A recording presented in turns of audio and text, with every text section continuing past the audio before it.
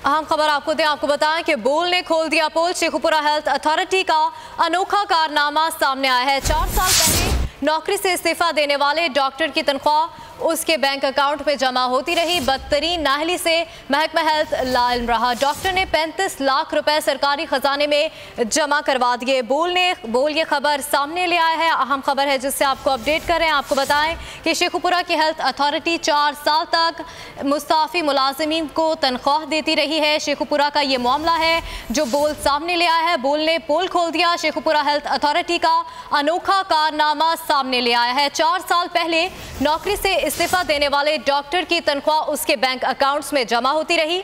बदतरीन नाहली से महकमा हेल्थ लाइल्म रहा।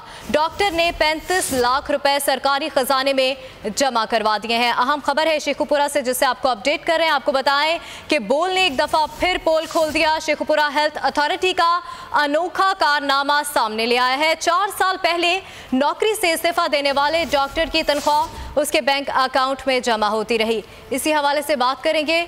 मुस्तफ़ा हमारे साथ मौजूद हैं। गुलाम मुस्तफ़ा, बताइएगा इस मामले के हवाले से। बोल एक दफ़ा फिर ऐसी खबर सामने ले आया है, पोल खोल दिया बोल ने, क्या तफसीलात हैं आपके पास? जी बिल्कुल, महकमा शेखुपुरा की बदतरीन इस वक्त सामने है जब 4 साल के बाद नौकरी से इस्तीफा देकर बैरून मुल्क जाने वाले डॉक्टर हमजा सिद्दीकी ने पर अकाउंट बंद करवाने के किया तो इनको मालूम हुआ कि नौकरी से इस्तीफा दिए जाने के बावजूद इनके अकाउंट से 3.5 साल से जो है तनख्वाह जमा होती रही है।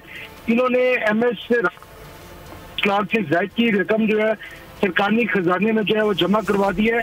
MS DHQ शेखुपुरा ने इस जिम्मेदारी से शहरी होने के जो है सर्टिफिकेट भी जारी किया है और इसके साथ साथ जो है DHQ जी सही अकाउंट ऑफिस ने तहकीकाती कमेटी भी बना दी है। बहुत शुक्रिया गुलाम मुस्तफ़ा, आपने हमें तफसीलन अपडेट किया।